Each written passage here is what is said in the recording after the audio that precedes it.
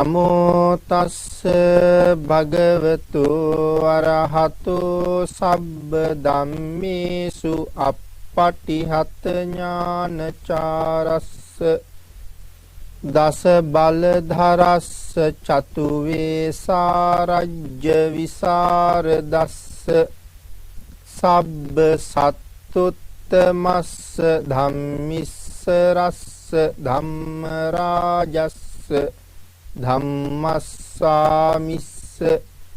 තථාගතස්ස සබ්බඤුනෝ සම්මා සම්බුද්දස්ස නමෝ තස්ස භගවතු අරහතු සබ්බ ධම්මේසු අප්පටිහත ඥානචාරස්ස දස බලධරස්ස චතු වේසාරජ්‍ය විසරදස්ස සබ්බ සත්තුත්තමස්ස ධම්මිස්ස රස්ස ධම්ම රාජස්ස ධම්මස්සාමිස්ස තථාගතස්ස සබ්බඤුනෝ සම්මා සම්බුද්දස්ස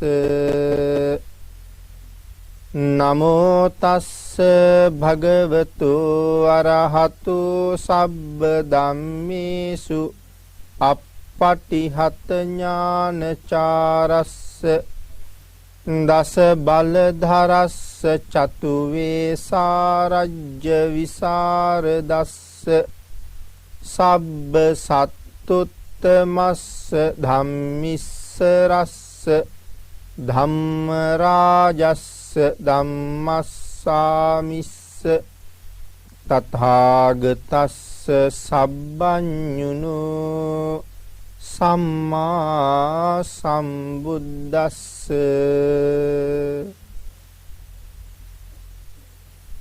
සද්ධර්ම ශ්‍රාවක කාරුණික ගුණගරුක බෞද්ධ පින්නතුනි බොහෝම ශ්‍රද්ධාවෙන් යුක්තව මේ සදහවත් පිරිස මේ සූදානම් වෙන්නේ ලෞතර බුදුරජාණන් වහන්සේ විසින් ලෝක සත්වයාගේ හිතසුව පිණිස අප්‍රමාණ දයාවෙන් කරුණාවෙන් මෛත්‍රියෙන් යුක්තව අවබෝධ කරගෙන දේශනා කොට වදාළ පරම ගම්බීර වූ ශ්‍රී සද්ධර්ම රත්නයෙන් අබමල් රේණුවකටත් වඩා අඩු බොහෝම පුංචි කොටසක් දේශනා කරවගෙන ධර්ම ගෞරවය පෙරදරි කරගෙන දේශනාගත ධර්මයේ ශ්‍රවණය කරන්නත්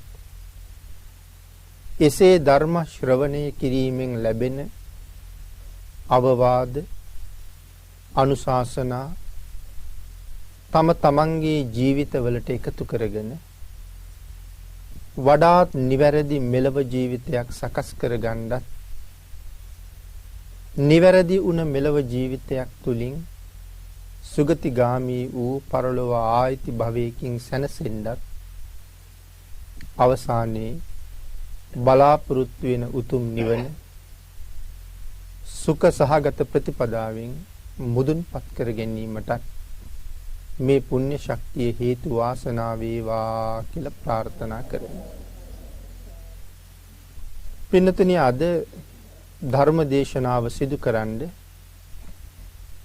මම යොදා ගන්න කල්පනා කළේ බුදුරජාණන් වහන්සේ පිළිබඳව තව තවත් ශ්‍රද්ධාව ඇති වෙන කරුණු කීපයක් සාකච්ඡා කරන්න.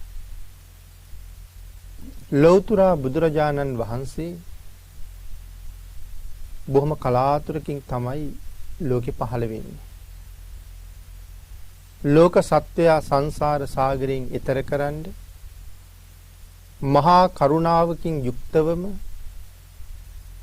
සංසාරේ අනන්ත දුක් විඳ විඳ ආපු කෙනෙක් බෝසතාණන් වහන්සේ නමක්. එහි අග්‍රඵලය තමයි සම්මා සම්බුද්ධත්වය.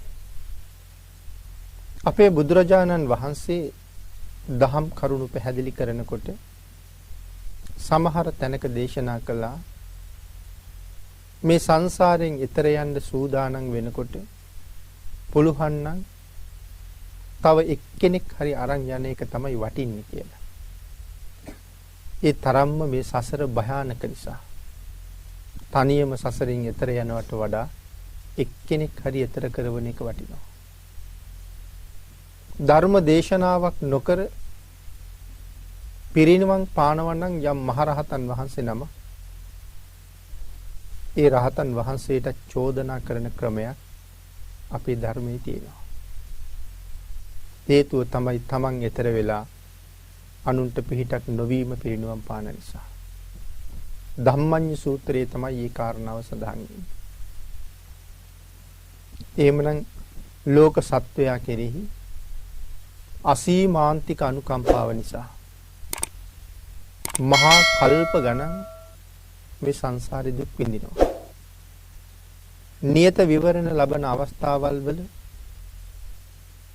බණපද 2ක් බණපද 3ක් බණපද 4ක් අහලා රහත් වෙන්න හැකියාව තියාගෙන ඒ හැකියාව අත්හැරලා මහා කල්ප ගණන් දුක් විඳිනවා.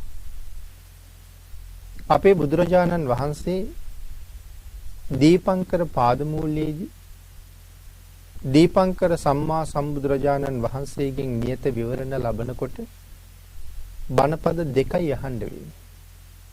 සඳහන් කරනවා 3 වෙනි බණපදයේ දේශනා කරන්න කලින් රහතන් වහන්සේ නමක් බවට පත් වෙන්න පින් පිරීලා තියෙන කියලා. බණපද 2ක් ඇහෙනකොට රහත් වෙනවා. එහෙම රහත් වුණා නම් අපායෙන් නිදහස්. තිරිසන් ලෝකයෙන් නිදහස්. මනුස්ස ලෝකේ ඉපදිලා විඳින අනන්ත දුක්ඛන්දරාවන් සියල්ලගේම නිදහස්. නමුත් එහෙම තීරණය කළේ නැතුව ලෞතර බුද්ධත්වයේම ලබාගෙන සසර දුක් විඳින අසංඛ්‍ය ගණන් සත්වයන් සංසාරයෙන් එතර කරලම මමත් සතරින් එතර යනවා කියලා කල්පනා කරපු නිසා උන්වහන්සේට නියත විවරණයෙන් පස්සේ නිරේ උප්පත්තිය ලබන්නත් හේතු වුණා. එතකොට මේ කාලේ ඒ බව දන්නේ නැද්ද? දන්නවා. මේ පාරමිතාව පුරාගෙන යනකොට මට නිරේත් උපදින්න වෙන බව දන්නවා. හැබැයි ධර්මයේ විශේෂයෙන් සඳහන් කරනවා අටමහා නිරයෝත්පත්තියකට යන්නේ නැහැ කියලා. මහා බෝසතාණන් වහන්සේ අටමහා නිරයට යන්නේ නැහැ. මොනවද මේ අටමහා නිරය කියලා කියන්නේ? නිතර බණ අහන අය හැටියට මේ කරුණ මේ පින්නතුන් දැන් දන්නවා. සංජීවය, කාල සූත්‍රය, සංඝාතය, රෞරවය, මහා රෞරවය, තාපය, මහා තාපය, අවීචි. මේ අටේ උපදින්නේ නැහැ කවදාවත්. නමුත් ධර්මයේ සඳහන් කළානේ මේ අට වටේට පුංචි අපායවල් 16 බැගින් තියෙනවා කියලා. ඒවට කිව්ව ඔසුපත් නිරයන් කියලා. මේ ඔසුපත් නිරයන්ගේ උපදිනවා. අපේ ජාතක පාළියෙත් ඒක පැහැදිලි වෙනවනේ. තේමිය කුමාරයා සෑහෙන කාලයක් ගොළුවේ කොරවෙච්ච පුද්ගලෙක් මේ ආදී රෝග ලක්ෂණ වලින් යුක්ත පුද්ගලයෙක් හැටියට සෑහෙන කාලයක් දුක් විඳින්නේ. පෙර භවයක රජකම ලැබිලා නිරේ දුක් විඳපු එක මතක් වෙච්ච හින්දා අවුරුදු 20ක් රජකම් කරලා අවුරුදු 80000ක් ඒකේ වන්දිය හැටියට නිරේ දුක් විඳිනවා. 20ක රජකම වෙනුවට. එහෙම රජකමක් හරියට පව් සිද්ධ කරගන්න. මාර දිව්‍ය පුත්‍රයා වෙලා උපදින්න වසවර්ති මාරයා වෙලා උපදින්න එන්නතුනි පාරමිතා පුරන්න ඕනේ. කෙනෙක් හිතන්න පුළුවන් මාරයා වෙන්නත් පාරමිතා පුරන්න ඕනේද කියලා.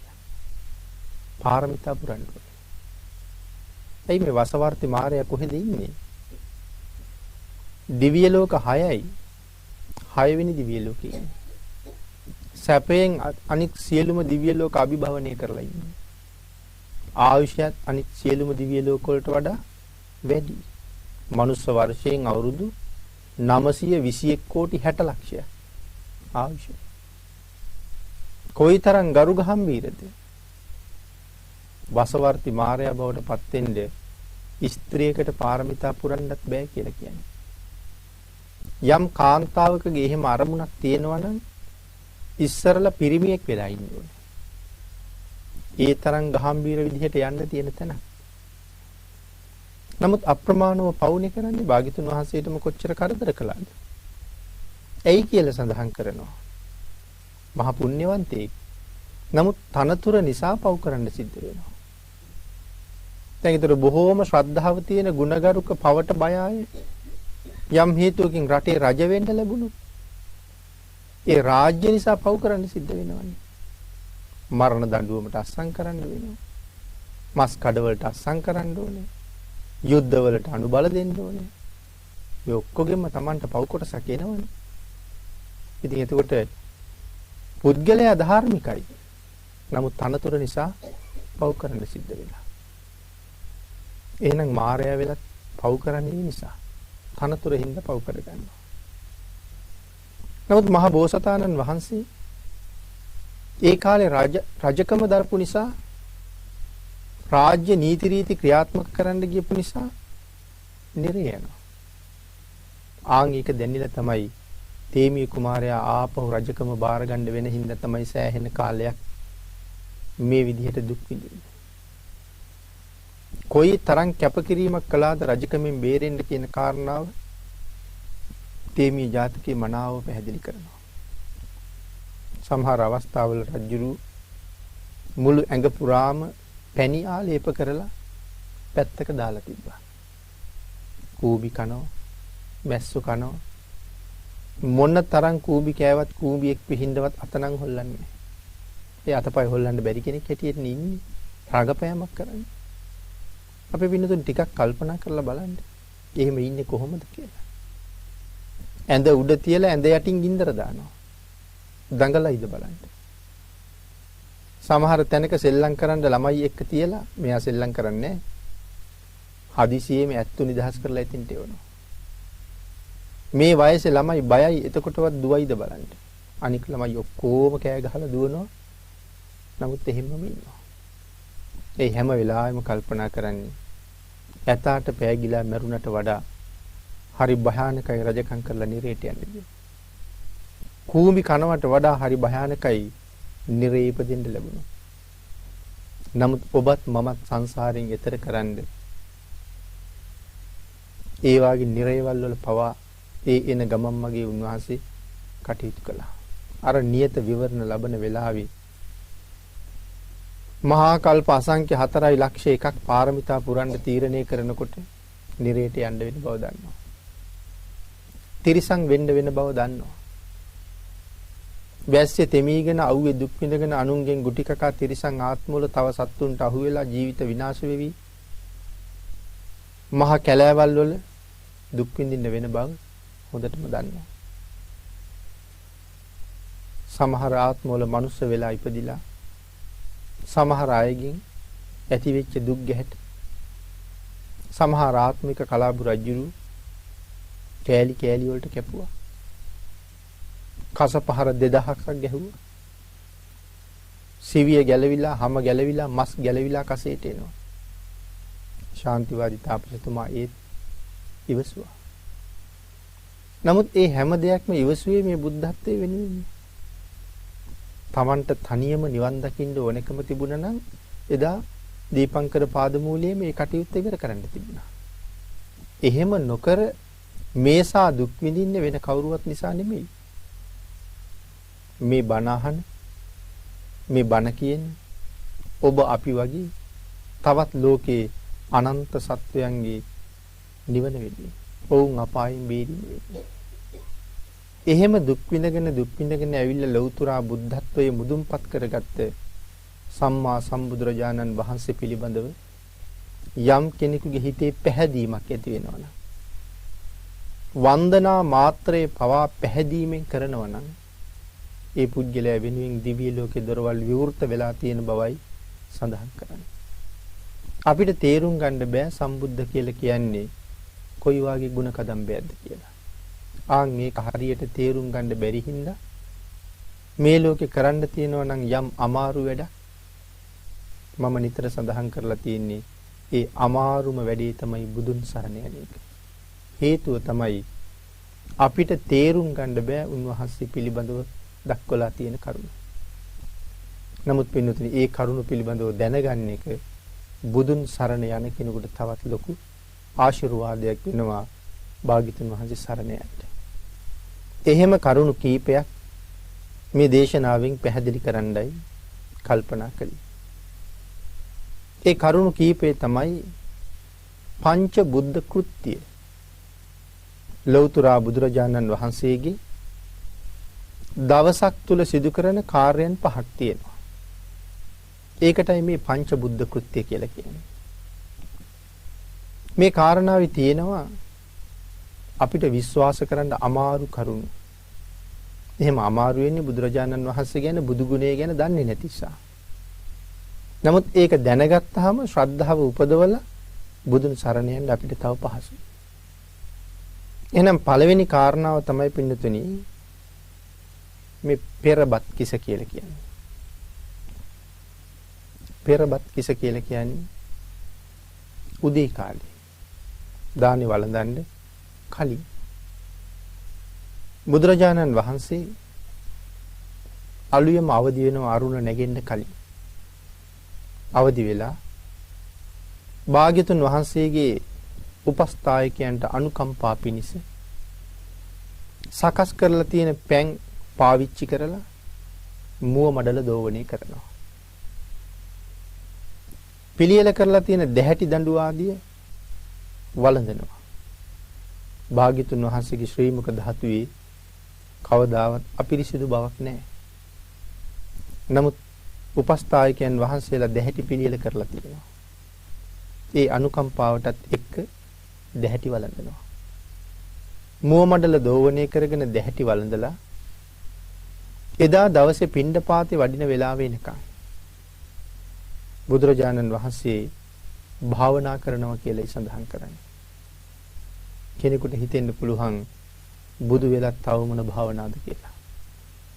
නමුත් අති උතුම් සමාධියට අති උතුම් වූ විවේකයට බුදුරජාණන් වහන්සේ මොනතරම් කැමතිද?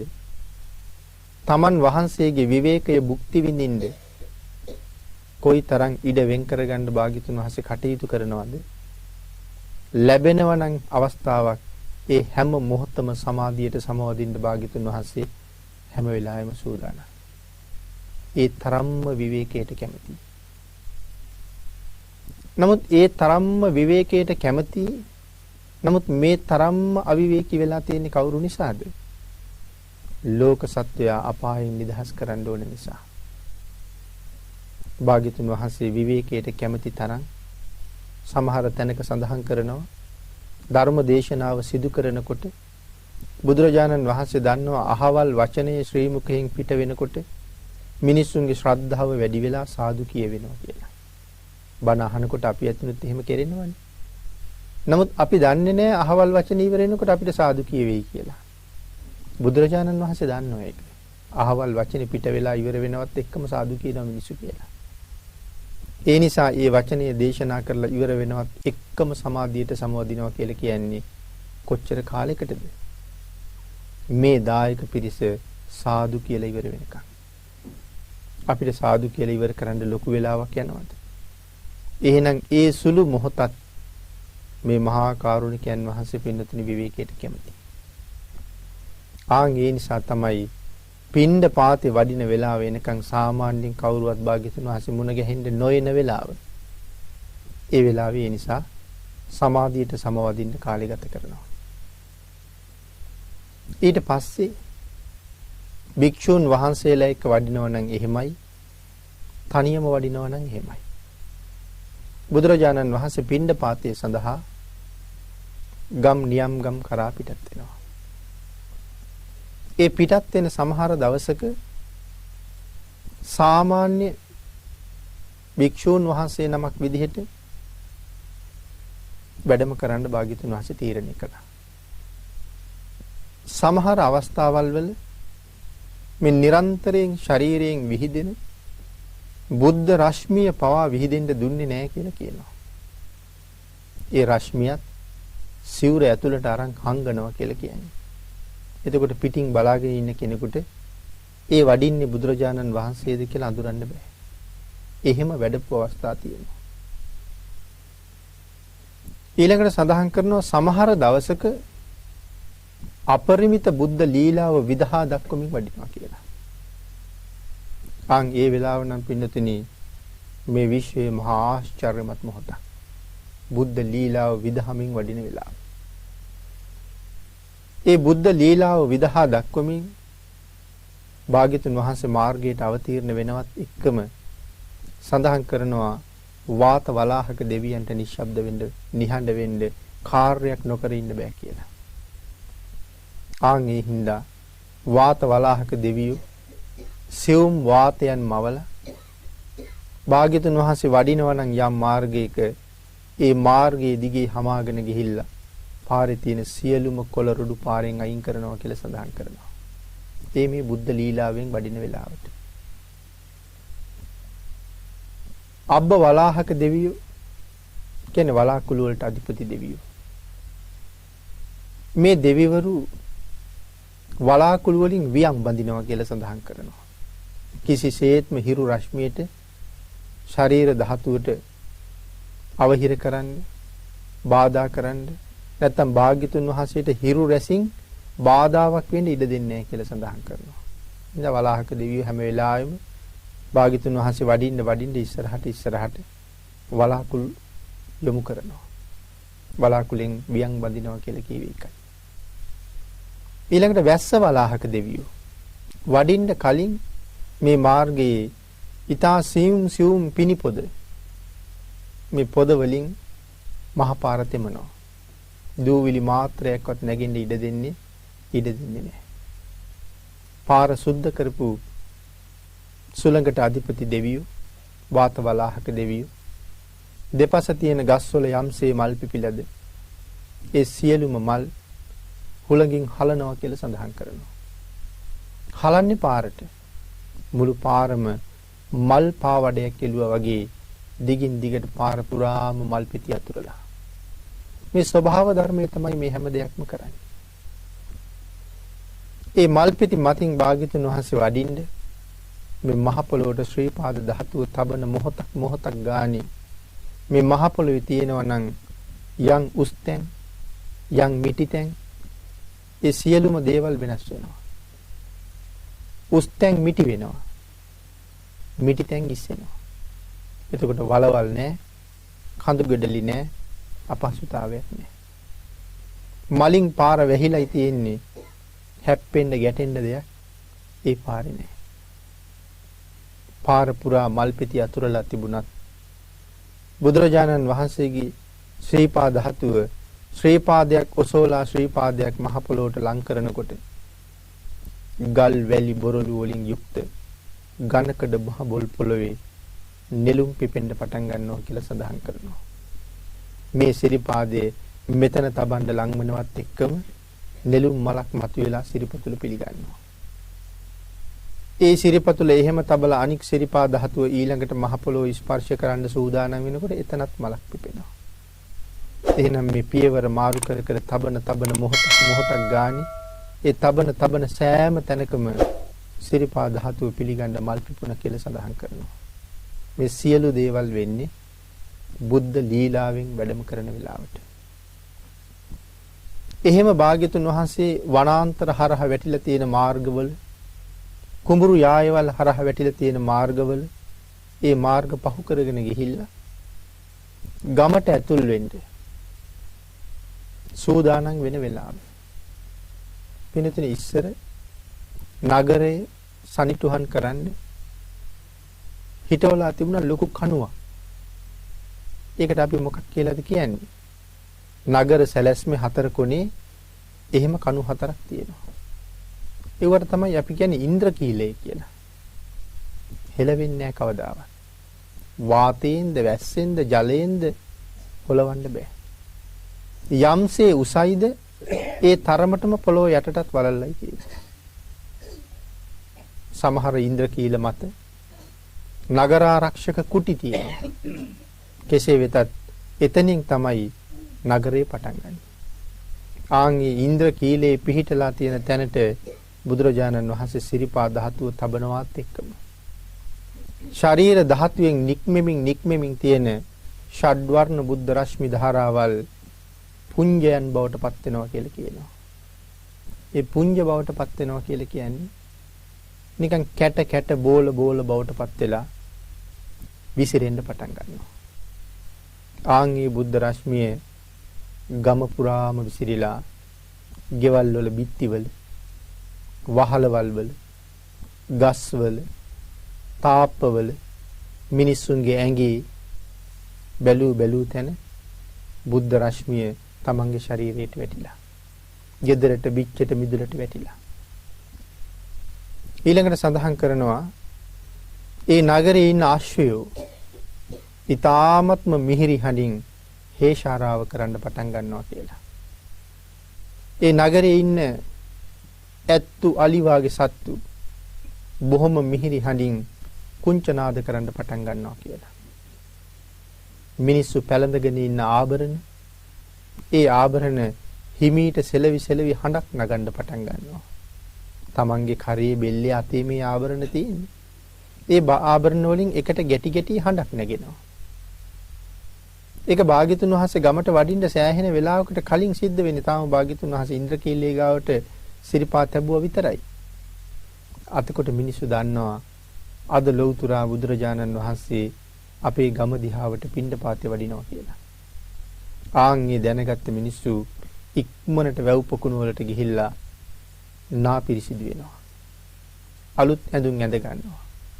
ප්‍රණීත ආහාර පාන පිළියෙල කරන්න පටන් ගන්නවා. හැමෝම බුදුරජාණන් වහන්සේ වෙනුවෙන් පිරිසිදු ඇඳුම් ඇඳගෙන ප්‍රණීත ආහාර හදාගෙන මග රැස් වෙනවා.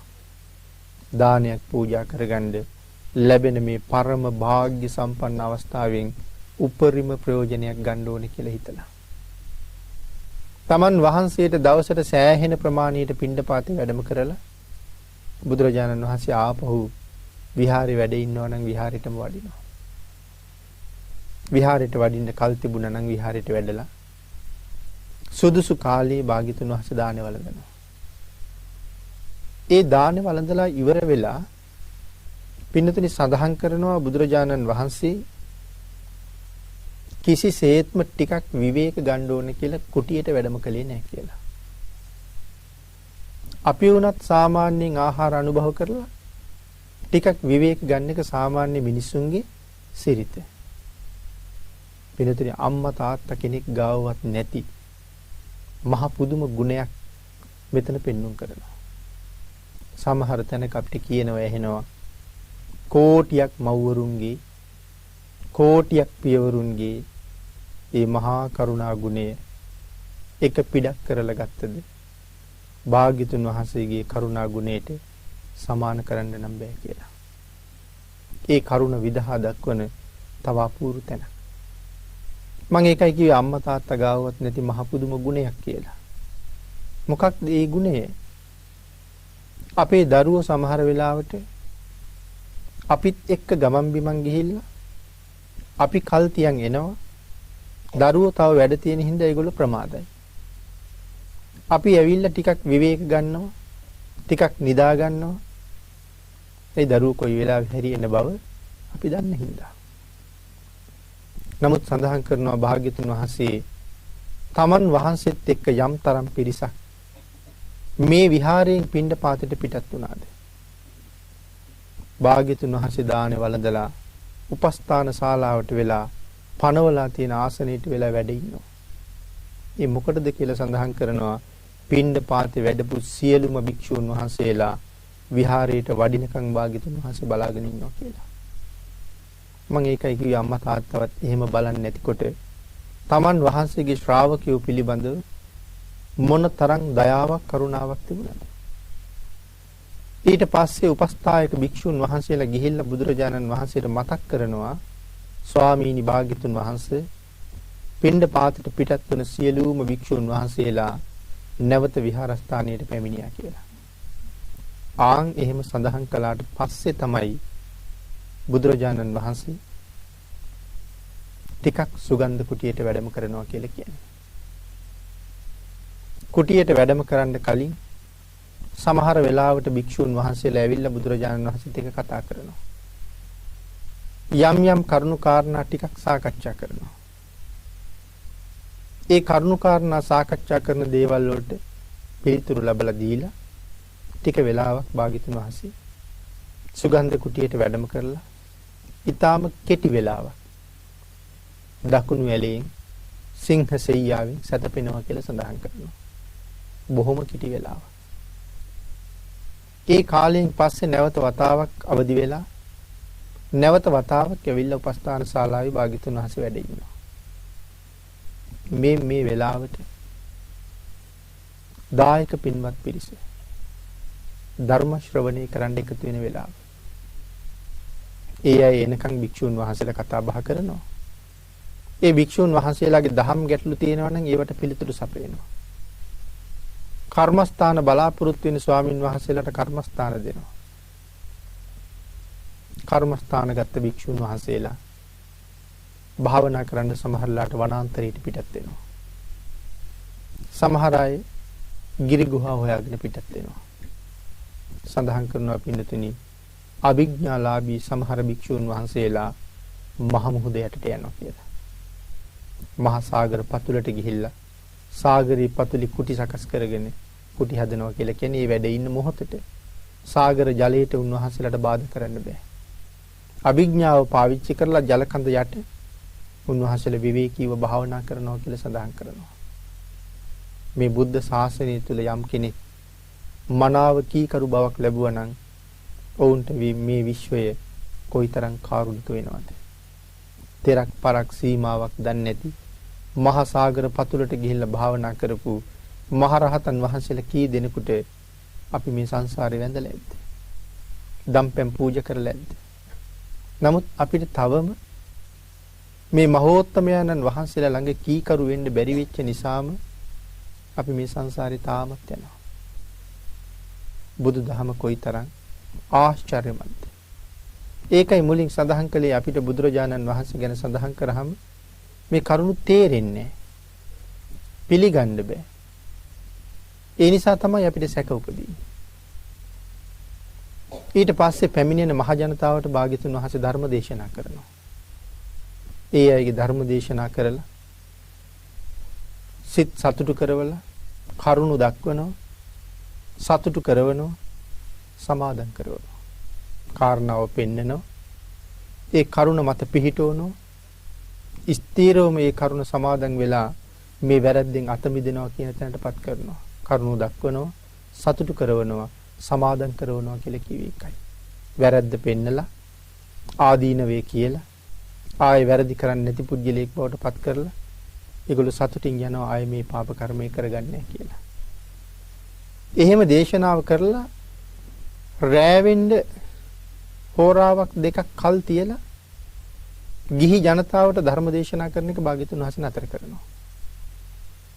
හේතුව තමයි අඳුර වැටෙන්න ලං වෙනකොට නගරවල වාසල් පවුරු වහනවා. ඒ වාසල් පවුරු වහන්න ඉස්සෙල්ලා මේ ඇයිට ගෙවල් වලට යන්න ඕනේ. අනික භාග්‍යතුන් වහන්සේගේ ආරණ්‍ය වනාන්තරයේ භාග්‍යතුන් වහන්සේ වැඩ ඉන්නේ. මිනිස්සු වනයේ පහු කරගෙන සොහන පහු කරගෙන ගමට යන්න ඕනේ. ඒ හින්දා ඒ ඇයිට වාසල් වහන්න කලින් ගමට ගෙදරට යන්න ඉඩ තියලා ධර්ම දේශනාව නවත්තනවා. දේශනාව නවත්තලා මේක තමයි පසුබත් කිස. දානි වැළඳීමෙන් පස්සේ කාර්ය. ඊට පස්සේ භාග්‍යතුන් වහන්සේ හවස ටිකක් රැ වෙන්න වෙලා සමහර වෙලාවට උපස්ථායකවරු පිළියෙල කරලා තියෙන පැන් වලින් ශාරීරියේ සැහැල්ලු සුවතාවයේ වෙනුවෙන් පැන් සැනහෙනවා. නැවත දැහැටි වළඳලා පැන් සැනහෙනවා. ඇතැම් දවසක භාග්‍යතුන් වහන්සේ පැන් සැනසීම උදෙසා පොකුණට බහිනවා කියලා සඳහන් කරනවා. සමහර දවසක ගංගාවල් වලට බැහැලත් බුදුරජාණන් වහන්සේ පැන් සැනහිලා තියෙනවා. ඒ කාරණාව විස්තර කරන තැන නම් පැහැදිලි කරනවා යම් පොකුණකටද යම් ගඟකටද පැන් සැනසීම උදෙසා භාග්‍යතුන් වහන්සේ බැහැගන්නේ ඒ මුළු ජලතලයේ පතුලේ ඉඳලා මතු පිට දක්වාම රන්වන් පාට වෙනවා කියලා.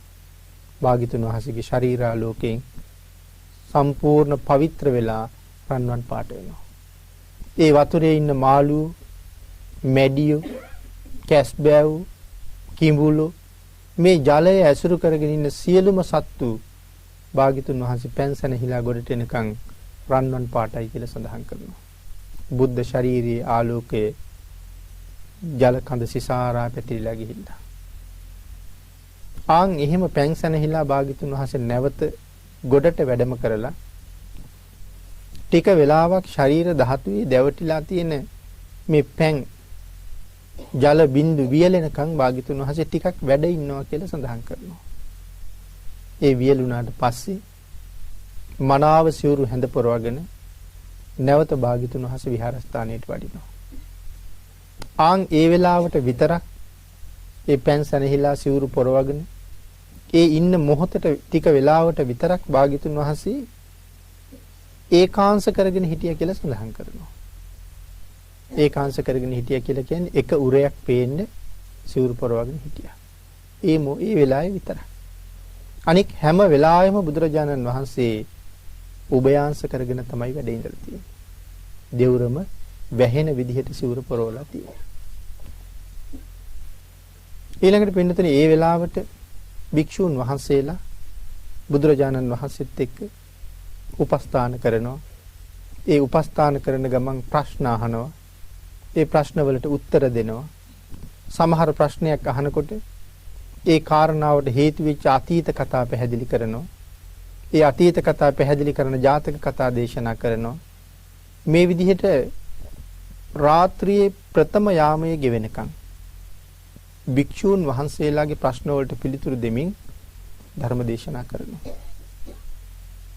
එතකොට ප්‍රථම යාමයේ කියලා කියන්නේ සාමාන්‍යයෙන් හවස 6 ඉඳලා 10 විතර වෙනකන්. ප්‍රථම යාමයේ ඉක්ම යන්න ඕන මෙන්න වෙනකොට භික්ෂූන් වහන්සේලා සියලු දෙනාම බුදුරජාණන් වහන්සේගෙන් අයින් වෙනවා. භාවනා කරන ස්වාමින් වහන්සේලා භාවනාවට වඩිනවා. සැතපෙන්න කැමති කෙනෙක් ඉන්නවා නම් සැතපෙනවා. විවේක ගන්න අය විවේක ගන්නවා. භාවනා කරන අය භාවනා කරනවා. දැන් භික්ෂුන් වහන්සේලා කවුරුවත් භාග්‍යතුන් වහන්සේ ළඟ නැහැ.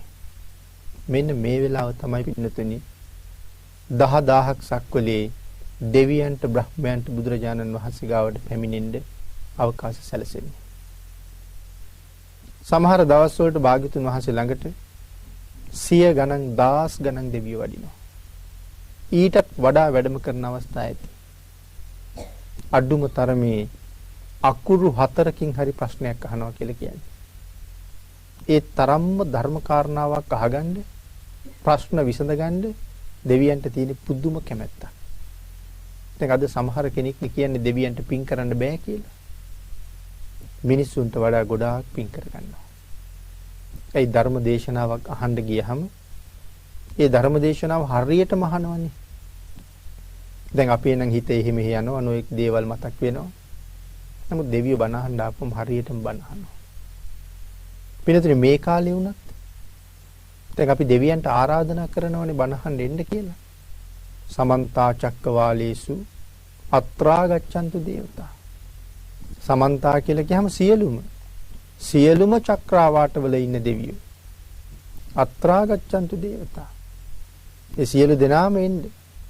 සද්ධම්මං මුනි රාජස්ස. මොකටද එන්න කියන්නේ?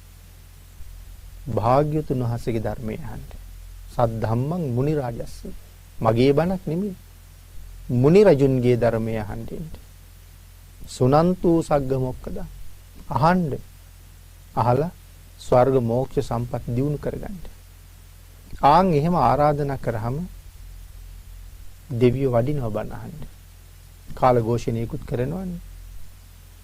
ධම්මස්සවන කාලෝ අයං බදන්තා. මේක බණ අහන කාලයයි. ඔය කාල ഘോഷණය කළාට හුඟක් අය දන්නේ නැහැ මේ බණ අහන කාලයයි කියලා. ඒ හින්දා බණ අහන කාලෙත් අපි වෙන වැඩ. සමහර අය දුරකථන බලනවා. සමහර අය දුරකථන ඇමතුම් ගන්නවා. සමහර අය ඇමතුම් වලට උත්තර දෙනවා. ඒ බණ අහන කාලය කියලා අමතක වෙලා තියෙනවා. බණ අහන්න කලින් කාලෙත් අපි ඔය ඔක්කොම කළා. දැන් බණ අහන කාලෙත් ඒව කරනවා.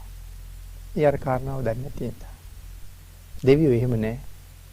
බණ අහන්න ආපුවම හරියටම බණ අහනවා. හැබැයි අපි වගේ ධර්ම දේශනා කරනකොට යම් බණ පදයක් වරදිනවද? යම් පාලි වාක්‍යයක් වරදිනවද? ගාතාවක් කියනකොට යම් අකුරක් වරදිනවද? මෙතන වැරදුනා කියලා දන්නවා. ඒ මේ දෙවිවරු ඉන්න වැඩි පිරිසක් බුදුරජාණන් වහන්සේගෙන් බණ අහපු අය ඉන්නේ. ඒ දීර්ඝ ආයුෂනේ. චාතුම් මහා රාජකීය තමයි පල්ලැහැම දිව්‍යතලයේ. පල්ලැහැම දිව්‍යතලයේ දෙවියන්ගේ ආයුෂ පිළිබඳව කල්පනා කරාම ඒ දෙවියන්ට මේ කාලේ වෙනකොට භාග්‍යතුන් වහන්සේ පිරිනිවන් පාලා ගත වෙලා තියෙන දවස් 27ක් විතර. 28ක් විතර කාලයක් තමයි දල වශයෙන්. ඉතින් එතකොට භාග්‍යතුන් වහන්සේගේ ශ්‍රී මුඛ ධාතුවේ හඬත් තව කම්පිතී අතර පිළිරෙව් දෙමින් ඉන්නේ. ඒ හින්දා වරදිනකොට වරදිනවත් එක්කම දන්නවා වැරදුනා කියලා. නමුත් අපි අඬ ගැහුවේ සද්ධම්මං මුනි රාජස්ස කියලානේ. අපේ බණක් කියන්නේ නෙමෙයි අඬ ගැහුවේ. මුනි රජුන්ගේ ධර්මය අහන්න එන්න කියලා. එහෙම එන්න කියලා අපි මේ වෙන දේවල් කී ඉන්නවා නම් ධර්ම දේශනා කරනවා කියලා. ඊ타ත්ම අකමැත්තෙන් ආපහු හැරිලා යනවා කියලා කියන්නේ. අපි වගේ නෙමෙයිනේ පින්නතනේ. අපිට සාමාන්‍ය සැපයක් දාලා යන්න බෑ. සමහර වෙලාවට ක්‍රිකට් තරඟයක් තියෙන වෙලාවට බණ අහන්න යන්න බෑ. බණ අහනවට වඩා ඒක බලන එක වටිනවා. ටෙලි නාට්‍යයක් තියෙන වෙලාවට බණ අහනවට වඩා ඒක බලන එක වටිනවා. අපිට ඒක සැපයක් කියලා අපි කල්පනාව. නමුත් පාපයක් රැස් කරගන්නේ. නමුත් අපේ සැප වාගේද දෙවියන්ගේ සැප. අපිට මාස ගාණක් කතා කරුවොත් ඒ සැප ගැන කෙලිවර කරන්න බෑ. කෙටියෙන්ම කිව්වොත් අඩුම තරමේ දහදිය බිඳුවක්වත් නිකුත් වෙන්නේ නෑ ඒ ඇඟෙන්. එතනින් එහාට තියෙන රෝග ගැන මොකවත් කතා කරන්න දෙයක් නෑනේ. කිසිම ලෙඩක් නෑ දාඩියවත් දාන්නේ කිව්ව එකයි. එතකොට මොනතරම් සැප විඳිනවද? ඒ සේරම පැත්තක දාලා නෙමෙයි එන්නේ. මොකක් කියපු හින්දා දෙන්නේ? මේ එන්නේ සද්ධම්මං මුනි රාජස්ස කියපු නිසා. මුනි රජුන්ගේ ධර්මය අහන්න එන්න කියපු නිසා. ආන් ඒක අහන්න නැතුව දේශනා කරන්න නැතුව වෙන මොනවා හරි කියනවා නම් හරි අකමැත්තෙන් ආපහු යනවා කියලා කියන්නේ. එනම් භාග්‍යතුන් වහන්සේ දෙවියන්ට දේශනා කරන වෙලාවට ඒ දෙවියෝ භාග්‍යතුන් වහන්සේගේ ධර්මයේ මනාව ශ්‍රවණය කරන්නයි යන්නේ. හරිම කැමැත්තෙන්මයි යන්නේ. Tamanටත් මොකක් හරි තියෙන පුංචි හරි ගැටලුවක් අරගෙන එනවා. ඒකත් විසඳ ගන්න. පස්සට කල් දාන්නේ. ඒකයි කියේ වචන අකුරු 4ක ප්‍රශ්නයක් හරි අහනවා කියලා. මධ්‍යම යාමේ භාග වෙනකොට මධ්‍යම යාමයත් එක්ක පහු වෙනකොට ආයි දෙවියෝ යනවා. මධ්‍යම යාමයත් පහු වෙලා දෙවියෝ පිටත් වෙලා ගියාට පස්සේ තියෙන අවසන් යාමේ පස්චිම යාමේ. මේ පස්චිම යාමේ බුදුරජාණන් වහන්සේ විසින් ආයෙ තුනට බෙදෙනවා. පස්චිම යාමේ තුනට බෙදලා අද දවස පුරාම භාග්‍යතුන් වහන්සේ වෙහෙසිලා තියෙනවා. එතකොට දැන් මේ වෙලාව පාන්දර 2-3 වෙන්න ආපු වෙලාව. 3ට ආසන්නයි. එතෙක්ම අවදීන් ලෝක සත්වය වෙනුවෙන් දැන් කයට වෙහෙසයි. ආන්ගේ වෙහෙස දුරු කරගන්න අපි මොකද කරන්නේ? ගියපු ගමන් නිදා ගන්න තැන වැටෙන එක තමයි අපි පුරුද්ද. බුදුරජාණන් වහන්සේම කරන්නේ. කායික සුවතාවය වෙනුවෙන්, කායේ සැහැල්ලු පැවැත්ම වෙනුවෙන් භාග්‍යතුන් වහන්සේ ටිකක් සක්මන් කරනවා කියලා සඳහන් කරනවා. සක්මන් කරලා ඒ අවසාන යාමයේ පසු යම් කිස භාග්‍යතුන් වහන්සේ විසින් තුනට බෙදලා ඒකෙන් එක කොටසක සක්මන් කරනවා. මැද කොටසේ භාග්‍යතුන් වහන්සේ ටිකක් සිංහසෙයියාවෙන් සැතපෙනවා. අවසාන කොටසේ ආය පාරක් නැගිටලා මහා කරුණා සමාපත්තියට සමවැදිලා අද දවසේ පිහිට විය යුතු පුද්ගලයෝ කවුද කියලා හොයාගෙන ඒ අය ළඟට යන්න කාලය එළඹෙනකන් පිඬුසිඟා වඩින කාලය එනකන් භාග්‍යතුන් වහන්සේ ආයසරයක් මුව මඩල දෝවණය කරගෙන පෙරදා වගේම විවේක ගන්නවා. ආය පහවද ඒ කටයුත්ත එතනින් ආරම්භ වෙනවා. එතකොට මේ තමයි භාග්‍යතුන් වහන්සේගේ දවසේ පංච කෘත්‍ය. පිණ්ඩපාතේ වඩිනවා. ඊළඟට ස්වාමින් වහන්සේලාට අවවාද කරනවා. භික්ෂුන් වහන්සේලා භාග්‍යතුන් වහන්සේගෙන් අයින් වුණාට පස්සේ ටිකක් විවේක ගන්නවා. ඊට පස්සේ දායක කාර්කාදීන්ට ධර්ම දේශනා කරනවා. හවස පැන්සැනහිලා ඉවර වෙලා රාත්‍රියේ 10 විතර වෙනකන් භික්ෂුන් වහන්සේලාට ධර්ම දේශනා කරනවා. ඉන්පස්සේ දෙවි දේවතාවුන් වහන්සේලාට ධර්ම දේශනා කරනවා. ඉන්පස්සේ පස්චිම යාමයේ 3ට බෙදාගෙන ඒ කාලයේ භාග්‍යතුන් වහන්සේ මදක් තමන් වහන්සේ වෙනුවෙන් කැපකිරීමක් කරගන්නවා. සක්මන් කරලා මදක් සැතපීලා නැවත කටයුතු ආරම්භ කරනවා. ධර්ම දේශනාවට තියෙන කාලයත් නිමා වෙලා මේ මහා ලෝක සත්වයාට මහත් වූ උපකාරයක් කරපු විශ්ව ධාතුවේ පහළ වුණ මහා සත්පුරුෂයන් වහන්සේ අපි වෙනුවෙන් මොනතරම් කැපකිරීම කරලාද?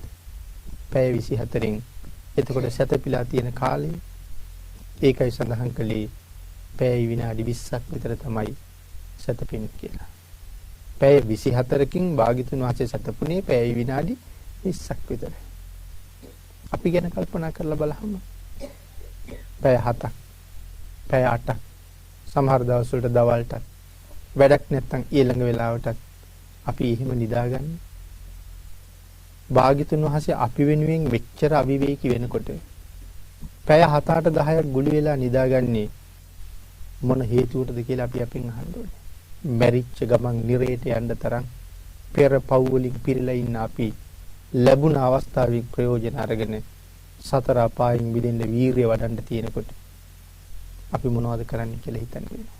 අපි වෙනුවෙන් භාග්‍යතුන් වහන්සේ මොන අනුකම්පාවකින්ද මේ කටයුතු කළේ කියන කාරණාව තේරුම් අරගෙන ඒ මහා වීරයන් වහන්සේ පිළිබඳව අපමණ ශ්‍රද්ධාව උපදවාගෙන මනාව තුනුරුවන් කෙරෙහි පිහිටලා තුනුරුවන් සරණ ගියපු කෙනෙක් බවට පත් වෙන්න ඔබ සියලු දෙනාටම මේ ධර්ම කාරණාවත් මහත් ආශිර්වාදයක් ශක්තියක් වේවා කියලා ප්‍රාර්ථනා කරනවා.